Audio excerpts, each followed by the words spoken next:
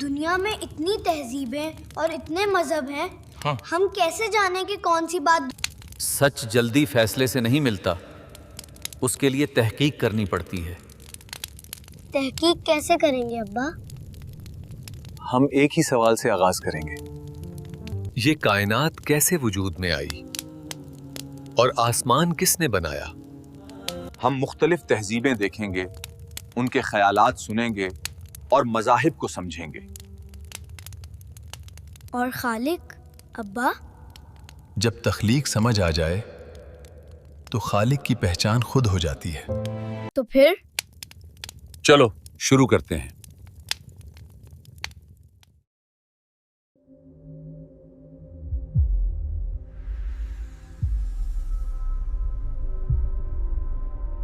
پیدائش سے پہلے صرف خاموشی تھی۔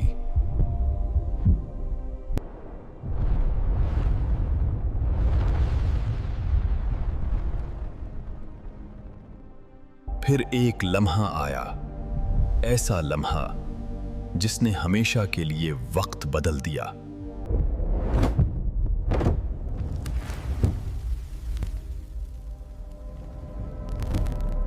روشنی، توانائی، وقت، مادہ، سب اسی ایک دھماکے سے وجود میں آئے۔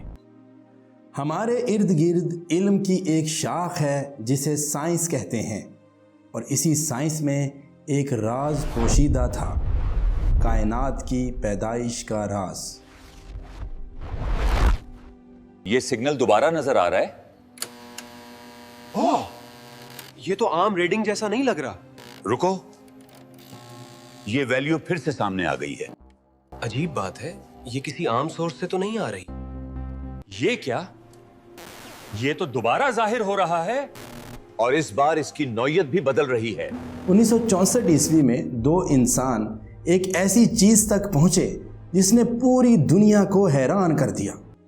ایک ایسی شعاع جو نہ کسی ستارے سے آئی نہ کسی سیارے سے، اور وہ ایسے تھی جیسے توانائی کی ایک چادر جو پوری کائنات پر پھیلی ہو۔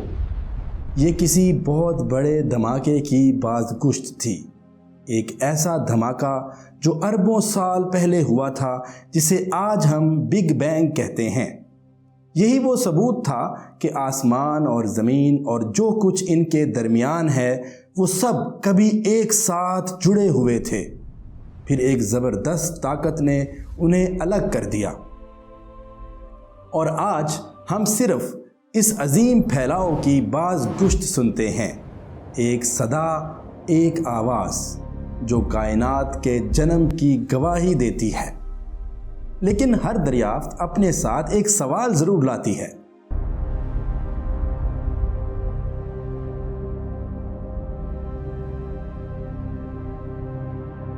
اور کبھی کبھی وہ سوال اتنا بڑا ہوتا ہے کہ پوری سائنس لرز اٹھتی ہے۔ سائنس نے بتایا کہ یہ توانائی 46 ارب نوری سال دور تک ایک جیسی پھیلی ہوئی ہے، لیکن کچھ جگہوں پر صرف 3 لاکھ نوری سال تک۔ ممکن ہی نہیں۔ یہ ایسے ہے جیسے روشنی ہر جگہ مختلف رفتار سے سفر کر رہی ہو۔ یہ ایسے ہے جیسے روشنی ہر جگہ مختلف رفتار سے سفر کر رہی ہو۔ اگر یہ سچ ہو تو پھر وقت بھی ہر جگہ ایک جیسی رفتار سے نہیں گزر رہا، یعنی اگر ایک دن 24 گھنٹے کا ہوتا ہے تو یہی دن کچھ منٹ یا کئی سالوں کا بھی ہو سکتا ہے۔ بہرحال یہ وہ لمحہ تھا جب انسان نے پہلی بار محسوس کیا کہ سائنس کی بھی کچھ حدود ہیں۔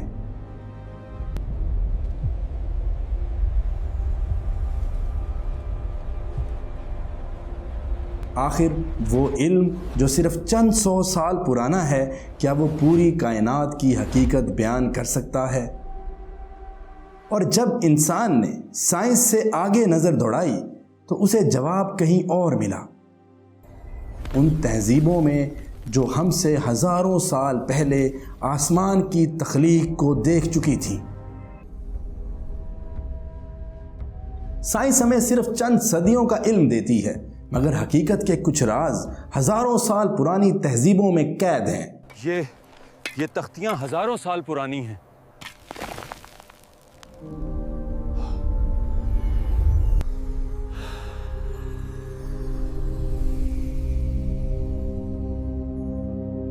1849 میں دریافت ہونے والی یہ وہ تختیاں تھیں جنہیں بعد میں انوما الش کہا گیا۔ 7 تختیوں کی ایک کہانی جو 3500 سال پہلے لکھی گئی تھی۔ یہ تختیاں کہتی ہیں کہ اس وقت نہ انسان تھا، نہ انسان کی کوئی تقدیر لکھی گئی تھی۔ اس میں لکھا تھا کہ جب نہ آسمان تھا، نہ زمین تھی، نہ درخت، نہ کوئی دلدل، بس پانی تھا، ایک نہ ختم ہونے والا سمندر۔ اسی وقت خدا کی طرف سے ایک حکم صادر ہوا۔ یہ بات بے حد دلچسپ ہے، اور اگر ہم پورا 1000 سطروں کا متن پڑھیں تو ہمیں احساس ہوتا ہے کہ کسی بھی چیز کی تخلیق سے پہلے وہ پانی کے وجود کا ذکر کرتے ہیں۔ پانی، بہت زیادہ پانی۔ When the sky above was not named, and the earth beneath did not yet bear a name. کچھ سطروں میں ایک ابدی باغ کا تذکرہ ہے اور انسان کی تخلیق کا اور اس کی روح کا ذکر جو آسمان سے اتری تھی۔ لیکن شاید اس تحریر کا سب سے حیرت انگیز پہلو ایک یونانی ترجمے کا لفظ ہے، لوگوس، جس کا مطلب ہے وہ جو کہا گیا۔ یعنی جب خدا نے کچھ پیدا کرنا چاہا تو اس نے کچھ کہا، لیکن اس نے کیا کہا اس کا ذکر ان تختیوں میں نہیں ملتا۔ اس جواب کے لیے ہمیں وقت میں اور پیچھے جانا ہوگا۔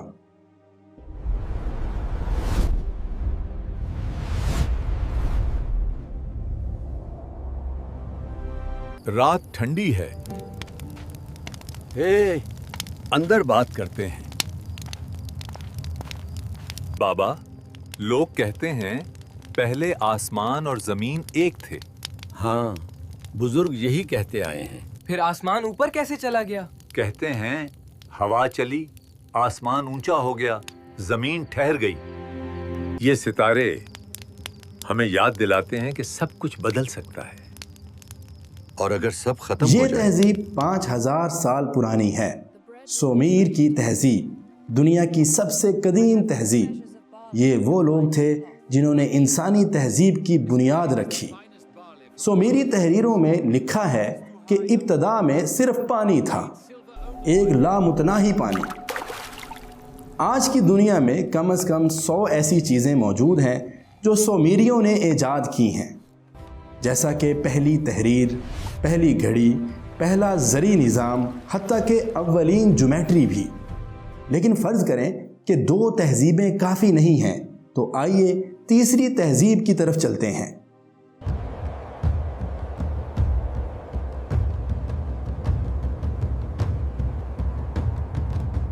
ابتدا میں صرف نون تھا، ایک بے چین سمندر جو ہر شے سے پہلے تھا۔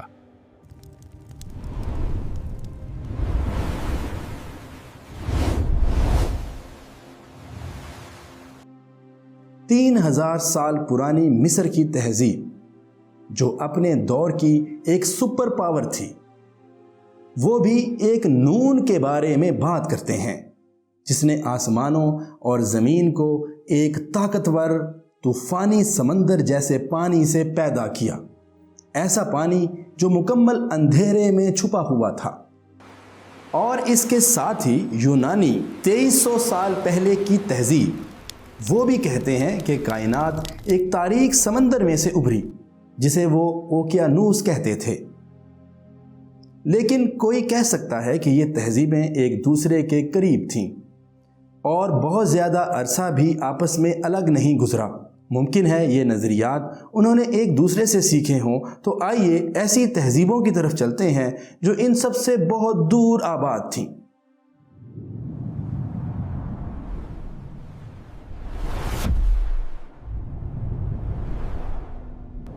ایک مالک تھا، تمام ارواح کا سردار، جو اکیلا تھا۔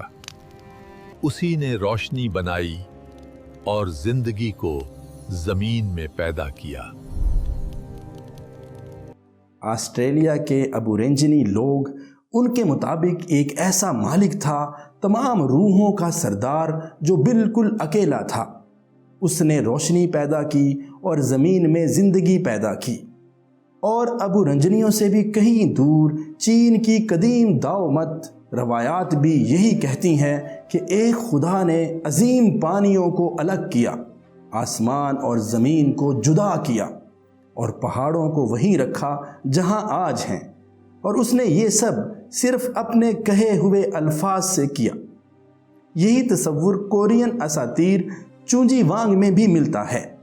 کبھی ایسا وقت تھا جب آسمان اور زمین ایک ہی تھے۔ دنیا کے 6 مختلف کناروں سے مختلف زمانوں میں مختلف لوگ سب ایک ہی بات کہتے ہیں کہ ابتدا میں صرف پانی تھا، اور سب ایک ایسی طاقت کا ذکر کرتے ہیں جو بالکل اکیلی تھی، اور پھر اس نے سب کچھ پانی سے پیدا کیا۔ اور بر اعظم امریکہ بھی، جہاں چیروکی قبیلہ صدیوں سے ایک ہی کہانی سناتا آیا ہے کہ ابتدا میں صرف پانی تھا، ہر طرف لامتناہی سمندر، اور ہوائی کے وہ جزائر جن کے ارد گرد صرف بے کنار سمندر ہے، وہ بھی یہی کہتے ہیں کہ آسمان اور زمین پانی سے بنائے گئے 7 دنوں میں۔ اور یورپ کے ایک کونے میں آج بھی وینا مائنن کی کہانی سنائی جاتی ہے کہ اس نے بھی ہر چیز پانی سے تخلیق کی۔ آپ نے محسوس کیا ہوگا کہ میں ایسی تہذیبوں کا ذکر کر رہا ہوں جو ہزاروں میل دور تھیں اور ہزاروں سال ایک دوسرے سے جدا، لیکن کیا آپ نے محسوس کیا کہ ان سب تہذیبوں میں ایک بنیادی تصور لفظ بہ لفظ سب میں مشترک ہے؟ ایک زبردست طاقت جسے خدا کہا جاتا ہے۔ وہ بالکل اکیلا تھا، اس کے سوا کوئی نہ تھا، اور اسی نے ہر چیز کو پانی سے پیدا کیا، اور یہ سب 6 یا 7 دنوں میں پورا ہوا۔ اب ایسا محسوس ہوتا ہے کہ ایک ہی پیغام دنیا کے ہر کونے میں بھیجا گیا تھا۔ پیغام لانے والے مختلف تھے، وقت بھی مختلف تھا، مگر پیغام اور بھیجنے والا ہمیشہ ایک ہی تھا۔ یہ بات ثابت کرتی ہے کہ سائنس کے علاوہ بھی ایک علم موجود ہے، وہ علم جس پر زمین کے تقریباً 85% لوگ کسی نہ کسی شکل میں یقین رکھتے ہیں، اور یہ علم کہلاتا ہے مذہب۔ لیکن سوال یہ ہے کہ آخر کون سا مذہب؟ یہ ایک بہت بڑا سوال ہے۔ آج دنیا میں 3000 مذاہب موجود ہیں، اور ہر مذہب یہ دعویٰ کرتا ہے کہ وہی درست ہے۔ آئیے کچھ بڑے مذاہب اور قدیم فلسفوں پر نظر ڈالتے ہیں۔ یہودیت دنیا کے قدیم ترین مذاہب میں سے ایک ہے۔ یہودیت کہتی ہے کہ خدا نے زمین بنائی، اور یہ زمین چپٹی ہے، پانی پر تیر رہی ہے، اوپر جنت اور نیچے جہنم ہے۔ پھر عیسائیت آج دنیا کا سب سے بڑا مذہب ہے۔ وہ بھی کہتے ہیں کہ خدا نے کائنات بنائی، مگر ان کے مطابق ہر چیز ہماری زمین کے گرد گھوم رہی ہے، اور پوری تخلیق صرف 6500 سال پرانی ہے، اور 7ویں دن خدا نے آرام کیا۔ یونانی فلسفہ 2500 سال پرانا ہے، وہ بھی تخلیق کو خدائی عمل مانتے ہیں۔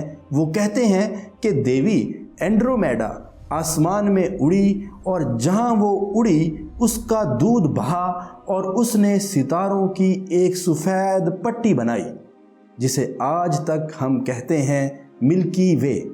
پھر ہندو مت، جین مت، بدھ مت، ان سب کے مطابق کائنات کی نہ ابتدا ہے اور نہ انتہا، یعنی کہ اس کا انت نہیں مانتے۔ یہ ہمیشہ سے تھی، ہمیشہ رہے گی، یہی ان کا عقیدہ ہے۔ لیکن رکیں اور ایک بار پھر سوچیں کہ اگر یہودیت درست ہے تو پھر دنیا بھر میں صبح اور شام ایک ہی وقت پر کیوں نہیں ہوتی؟ اگر زمین چپٹی ہوتی تو ایسا ہی ہوتا، اور آج ہمارے گرد 4500 سیٹلائٹس گھوم رہے ہیں جو ثابت کرتے ہیں کہ زمین چپٹی نہیں ہے۔ اگر عیسائیت درست ہے کہ کائنات صرف 6 یا 7 ہزار سال پرانی ہے، تو پھر کہکشاں GN-Z11 یا اس جیسے دیگر ستاروں کی روشنی ہم تک کبھی نہ پہنچ پاتی، کہ جن کی روشنی کو سفر کرنے کے لیے ہزاروں نوری سال کا فاصلہ درکار ہے۔ اور سوال یہ بھی ہے کہ قادر مطلق خدا 6 دن کام کے بعد تھکا کیوں؟ اور پھر مسئلہ یہ ہے کہ بائبل کے 50 سے زائد ورژن ہیں، تو آخر سچا کون سا ہے؟ اگر یونانی درست ہیں تو باقی کھربوں کہکشاؤں میں دودھ کس نے بہایا؟ اور اگر ہندو مت، جین مت اور بدھ مت درست ہیں کہ کائنات ہمیشہ سے ہے، تو پھر کہکشائیں ایک دوسرے سے دور کیوں جا رہی ہیں؟ صرف ملکی وے 21 لاکھ کلومیٹر فی گھنٹہ کی رفتار سے خلا میں سفر کر رہی ہے۔ جو چیز حرکت کرتی ہے اس کی ابتدا بھی ہوتی ہے اور انت بھی۔ ان مذاہب کی بھی کچھ حدود ہیں۔ پیغام ایک جیسا تھا مگر وقت نے سب کچھ بدل دیا۔ لیکن ایک مذہب ایسا بھی ہے جس نے یہ دعویٰ کیا کہ اس میں کوئی جھوٹ نہیں۔ قرآن میں آسمان کا ذکر بار بار آتا ہے، اور ستاروں کا بھی اکثر۔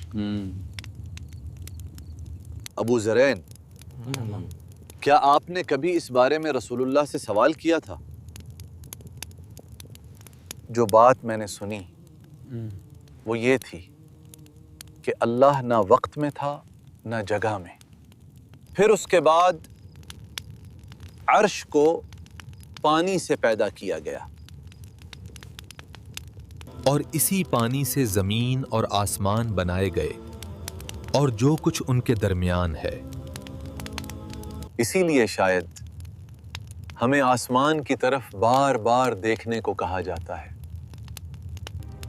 تقریباً 1400 سال پہلے عرب میں ایک مذہب ابھرا جسے اسلام کہتے ہیں۔ چند برسوں میں یہ عرب میں پھیل گیا، پھر پوری دنیا تک جا پہنچا، اور آج اسلام دنیا کا دوسرا بڑا مذہب ہے، اور قرآن کائنات کی تخلیق کا سب سے ہم آہنگ اور جامع تصور پیش کرتا ہے۔ قرآن خود کو شک سے پاک کتاب کہتا ہے، ایک ایسی کتاب جو آغاز سے آج تک ایک ہی متن میں پوری دنیا میں موجود ہے۔ قرآن کہتا ہے اللہ نے آسمانوں اور زمین کو 6 دن میں پیدا کیا، اور تخلیق کے آغاز میں اس کا عرش پانی پر تھا۔ آسمان اور زمین ایک اکائی تھے، پھر اللہ نے انہیں جدا کر دیا۔ یہ بیان آج کے بگ بینگ اور کائناتی پھیلاؤ کی حیرت انگیز گونج رکھتا ہے۔ قرآن کہتا ہے کہ ہر زندہ چیز کی اصل پانی ہے۔ یہ وہی حقیقت ہے جسے آج حیاتیاتی سائنس بنیادی اصول مانتی ہے۔ قرآن انسانی گھڑیوں کا پابند نہیں۔ اللہ کے نزدیک ایک دن 1000 سال بھی ہو سکتا ہے، اور کہیں 50,000 سال تک بھی۔ یہ تعبیر جدید طبیعت کی ٹائم ڈائلیشن جیسی گہری حقیقتوں سے ملتی ہے۔ قرآن روشنی اور تاریکی دونوں کی تخلیق بیان کرتا ہے، اور رات جب ہر چیز کو ڈھانپ لے۔ یہ آیت کائناتی تاریکی کے بنیادی راز کی طرف ایک نہایت باریک اشارہ ہے۔ سائنس کہتی ہے کہ آسمان نیلا ہے روشنی کے منتشر ہونے کی وجہ سے، جبکہ قرآن کہتا ہے آسمان محفوظ چھت ہے جو ہمیں تابکاری سے بچاتا ہے، میٹیور سے بچاتا ہے اور پانی کے نظام کو لوٹاتا ہے۔ آسمان ستاروں سے مزین ہے اور پھیل رہا ہے۔ یہ وہی بات ہے جو جدید فلکیات آج دریافت کر چکی ہے۔ کائنات کی وسعت ناقابل تصور ہے۔ ہماری کہکشاں میں 400 ارب سے زائد ستارے ہیں۔ پورے قابل مشاہدہ کائنات میں 2 ٹریلین کے قریب کہکشائیں ہیں، لیکن قرآن کہتا ہے یہ سب کچھ صرف پہلے آسمان کے اندر ہے، یعنی جو کچھ ہم دیکھتے ہیں، جو کچھ ہم ناپ سکتے ہیں، یہ محض ایک آسمانی درجہ ہے۔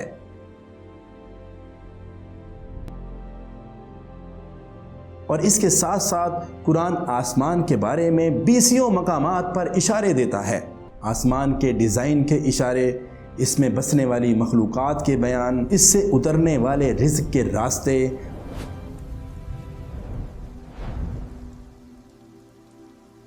آسمان کے دروازے، چڑھنے اور اترنے کے مراحل، تقدیر کے مقامات، اور اللہ رب العزت نے آسمان کی قسم 5 مرتبہ کھائی ہے۔